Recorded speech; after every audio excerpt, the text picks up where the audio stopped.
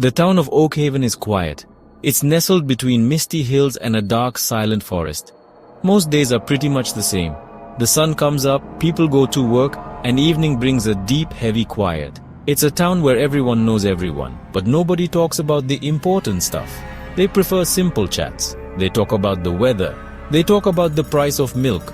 But they never ever talk about the old building that stands at the edge of town, where the road turns into tangled bushes.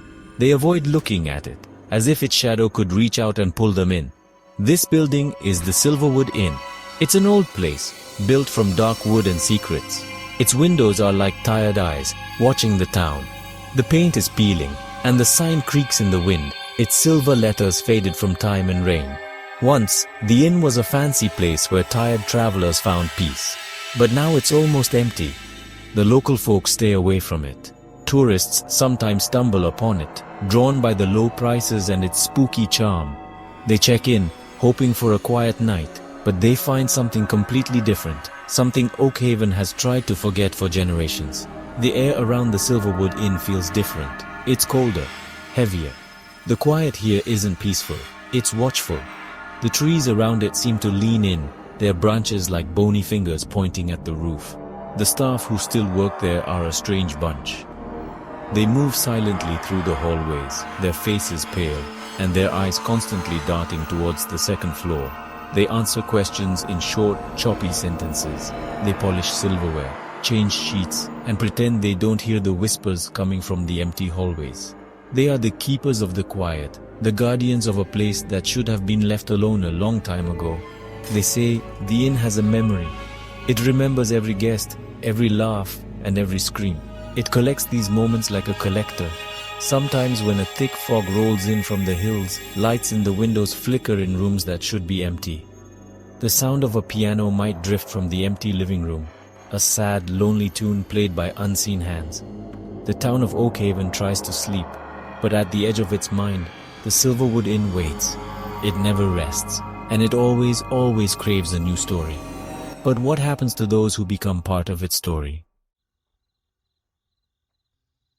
Every old hotel has its stories. A ghost in the West Wing, a strange stain on the ballroom carpet. But the secret of the Silvertree Inn is different. It's not about a ghost, it's about a place. It's about a room that exists and doesn't exist at the same time. They call it Room 13. You won't find it on any hotel map. Look at the floor plans, old or new, and you'll see Room 12. And right next to it, Room 14. There is no number 13. The space where it should be is just a solid wall, thick and plain. No door, no key, no sign. But everyone who has ever worked at the inn knows about it. The legend is passed down in whispers from one generation of staff to the next. They say the room is there. It's just not always open. Sometimes, late at night, a faint light can be seen under the wall where the door should be. Sometimes you can hear things, soft whispers, a child's giggle, the scratch of a pen on paper. The sounds are faint, easy to mistake for the wind or the old building settling. But the staff knows better. They hurry past that part of the hallway, their eyes fixed straight ahead. The legend says that Room 13 chooses its guests. You don't book it, it books you. It appears to those who are lost, lonely, or looking for something they can't name. A writer with writer's block, a traveler running from their past, a heartbroken lover. The hotel seems to sense their sadness and offers them a refuge that is also a trap. They are drawn to the second floor, to that plain section of wall, feeling a strange sense of coming home. They are the only ones who see the door when it decides to appear. A simple, dark wooden door with a tarnished brass number 13. For those who see the door, the temptation is too strong to resist. The doorknob feels cold to the touch. The lock opens with an unsettling ease. They step inside, and the door closes behind them with a soft, final thud. And then they vanish. Not just from the hotel, but from the world. Their luggage stays in their real room. Their car is in the parking lot. But the person is gone. The staff finds their things, calls the police, and another missing person report is filed. And the wall where the door once stood becomes solid again. Was it ever really there? The stories of those who vanished are the very bricks and mortar of the hotel's legend. The first recorded disappearance linked to room 13 was a young woman named Laura Ellington, back in the spring of 1978. She was a poet, a dreamer with sad eyes, and a suitcase full of notebooks. She checked into room 12, telling the manager she needed inspiration, a quiet place to write about the beauty of forgotten things.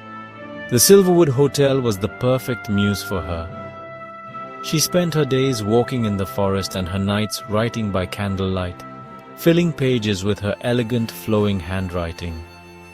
The last entry in her journal is the most chilling part of her story. It was found on the desk in her room, the pen still resting beside the open page. She wrote about a strange dream, a dream about a door that appeared in her room, a door that wasn't there when she went to bed. It was a beautiful, dark wooden door with the number 13. In her dream, she heard quiet music coming from behind it, a lullaby that reminded her of her childhood. She wrote, "It's calling to me.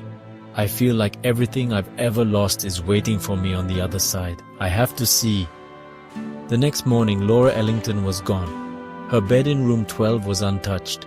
Her coat was still hanging on the hook, and her suitcase was half unpacked on the floor.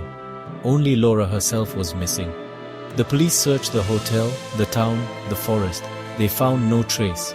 It was as if she had simply vanished into thin air. The staff, however, exchanged nervous glances. They knew where to look. They looked at the solid wall next to room 12, the wall Laura's room shared. They pressed their ears against it, but all they heard was silence. The legend of room 13 began to grow from that day. Laura's story became a cautionary tale whispered to new employees. Don't listen to the walls, don't follow the music, don't look for doors that shouldn't be there. Her disappearance was officially classified as a runaway case, just another lost soul swallowed by the world. But the folks of Oakhaven knew better. The hotel had taken her. It offered her the inspiration she sought, and in return, it claimed her as part of its permanent collection. Did she find what she was looking for behind that door?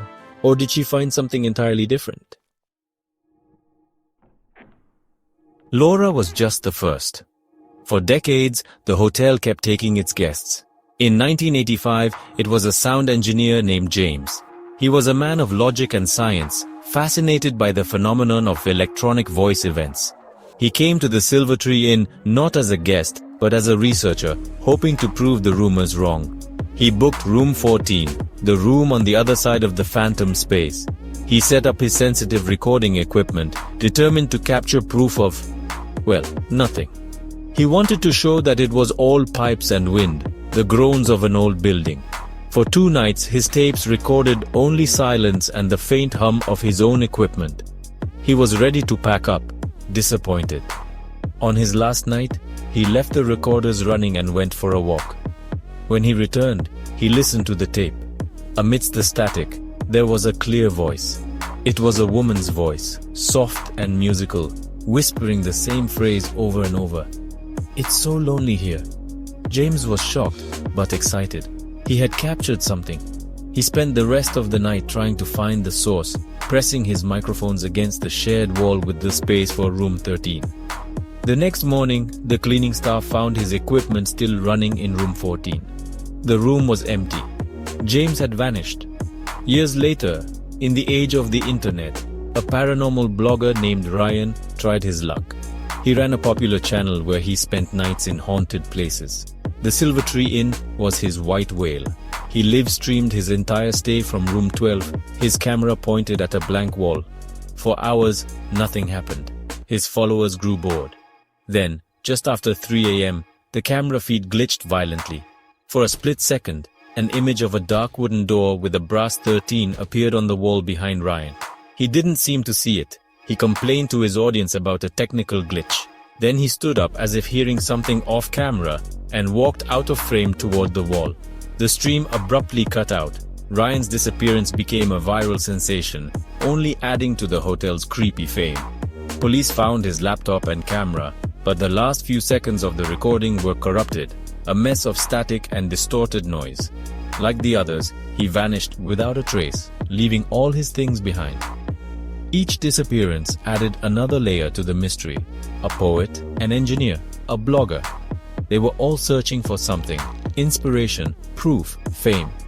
The hotel gave them a teasing glimpse of what they wanted, just enough to draw them in. What secret does a room hold that costs a soul? In our modern age, you'd think such a mystery would be easy to solve. After all, we have thermal cameras, ground-penetrating radar, and high-resolution video surveillance. Surely, a phantom room couldn't hide from the cold, hard gaze of technology, right? Well, many have tried to use these tools to uncover the secret of the Silvertree Inn. Each attempt has ended in the same frustrating, unexplainable failure. Technology, it seems, is just as vulnerable to the inn's influence as the human mind. This place knows how to twist logic until it breaks. One time, a team of paranormal investigators set up a battery of motion sensor cameras in the second-floor hallway, all pointed at the blank wall between rooms 12 and 14. They watched them for a week. The cameras recorded cleaning staff, random guests, and a lot of empty space. But on the third night, for exactly 13 minutes, all the cameras went dark at the same time. There was no power outage. The rest of the hotel's electricity was working fine. When they came back on, the hallway was empty, but the floor in front of the wall was covered in fine black hair, arranged in a perfect circle. The hair was analyzed and found to be human, but it didn't match any person in any database. Another time, a documentary film crew brought a thermal camera. They wanted to see if there was a cold spot, a hidden cavity, or any temperature anomaly in the wall. When they aimed the camera at the spot where room 13 should be, the screen flashed with an impossible heat signature. It looked like the shape of a doorway, glowing incandescent white. The film crew gasped, thinking they had found it. But when they touched the wall, it was ice cold. Moments later, the camera's battery, which had been fully charged, instantly died. No new battery would work in it again. The most unsettling evidence comes from simple photographs. Tourists, unaware of the legend, would often take pictures in the hallway. Later, reviewing their vacation photos, they would notice strange things. An impossible shadow lurking against the wall. A faint smudged handprint on the wallpaper where no one was standing. One time, a family took a photo, and in the reflection of a polished picture frame on the opposite wall, the image of a dark door with the number 13 was clearly visible. But when they turned to look, there was nothing but a plain solid wall. How can a place hide from sight, but not from a reflection? Not everyone who came to the Silverwood Hotel was looking for ghosts. Some came armed with logic and a determination to find a rational explanation. Dr. Alistair Finch was one such person. He was a professor of architectural history and a famous mythbuster. He believed every ghost story had its roots in faulty wiring, drafts, or simple human psychology.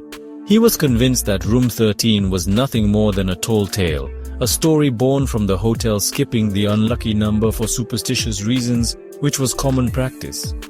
He arrived with blueprints, tape measures, and an air of academic superiority. Dr. Finch spent days meticulously measuring the second floor. He compared the hotel's original 1920s blueprints with the current layout. He noted that the blueprints did indeed show a small utility closet between rooms 12 and 14. His theory was simple. This closet had been walled up during a renovation, and the stories were just exaggerations. The human mind abhors a vacuum, he told the hotel manager with a smug smile. People created a mystery to fill a literally empty space in the building's design. It's a classic case of collective storytelling. To prove his point, Dr. Finch arranged to drill a small hole in the wall. He wanted to insert a fiber optic camera and show everyone the dusty, forgotten closet inside. The hotel manager reluctantly agreed, more to humor the insistent professor than for any other reason. As the worker prepared to drill, a strange chill ran down the corridor. The lights flickered. The drill whined as it touched the plaster, but then it stopped. The drill bit, made of hardened steel, had snapped in half. They tried another, and the same thing happened. It seemed the wall itself refused to be breached. Undeterred, Dr. Finch came up with a new idea. He brought a large freestanding mirror and placed it directly opposite the blank wall. His hypothesis was that if there were any optical illusions at play, a trick of light and shadow, the mirror would expose them. He sat in a chair, watching the reflection for hours. As dusk settled, he saw it. In the mirror, the wall's reflection wavered, and for a moment, a dark door with the number 13 materialized. Dr. Finch sprang to his feet, his heart pounding. He spun around to look at the actual wall, but it was blank. When he looked back at the mirror, the reflection was normal again. Was his own mind playing tricks on him, or had the hotel just shown him that logic had its limits? Dr. Finch's failure only made others more curious. His story about drills that wouldn't break and a mirror door spread, and the desire to see what was inside the wall grew. A few years later, the hotel owner, tired of the bad reputation and constant questions, agreed to more drastic measures. He allowed a construction crew to physically remove the section of wall between rooms 12 and 14. He announced this event to the local press, hoping to finally put an end to the legend by revealing the simple truth, whether it was a closet, solid brick, or an empty space. The day of the demolition was a real media circus. Reporters and local onlookers gathered in the narrow corridor, cameras ready. The crew, armed with sledgehammers and crowbars, approached the wall. The first person swung the hammer. It hit with a deafening crash, but barely made a dent. It was like hitting solid rock. He hit it again and again. Sweat ran down his face. The wall resisted, chipping off tiny, reluctant flakes. The air became thick and heavy, and a low hum seemed to come from the wall itself, a vibration everyone could feel in their bones. After an hour of hard work, they managed to make a small hole, just big enough to see through. Reporters pushed forward, eager for the first look. There was no closet inside, no brickwork. There was only darkness. A deep, absolute blackness that seemed to swallow the light from their flashlights. And from the darkness came a smell. It was the smell of damp earth, old paper, and something faintly sweet, like wilting flowers. A cold draft blew from the opening, smelling of a place that had been sealed for a very long time. One of the workers, a young, brave man, decided to widen the hole and climb inside. He was tied with a rope just in case. He squeezed through the opening and disappeared into the darkness. For a moment there was silence. Then his voice, muffled and distant, came from the other side. "It's a room," he said, his voice trembling. "It's furnished. There's a bed, a table, and someone's here." Before anyone could ask who, the rope went slack. They pulled on it, but it came back empty, its end frayed as if something had chewed through it. The man was gone. Panic broke out. In the chaos, the hole in the wall seemed to seal itself, leaving nothing but a smooth, untouched surface. Where did the worker go? The incident with the construction worker was covered up. The official story was a structural collapse, a tragic accident. The hotel was closed for a year for repairs, and the wall was reinforced. The mystery of Room 13 was now more dangerous than ever. The search for answers shifted from physical attempts to archives. A young historian, obsessed with this legend since childhood, began digging through Oakhaven's city records. She was looking for something related to the hotel's construction or its early history, a clue everyone else had missed. She spent months in the dusty basement of the city hall, sifting through fragile documents and faded photographs. Finally, she found it. A small leather ledger belonging to the original hotel owner from the 1920s. Most of it was boring accounting and supply lists. But at the end, in a separate section, written in shaky, feverish handwriting, there was something else. It spoke of a terrible mistake. The owner wrote that he had made a deal with a wanderer, a stranger who offered to make his hotel prosperous in exchange for one room for his personal use forever. According to the ledger, the owner agreed.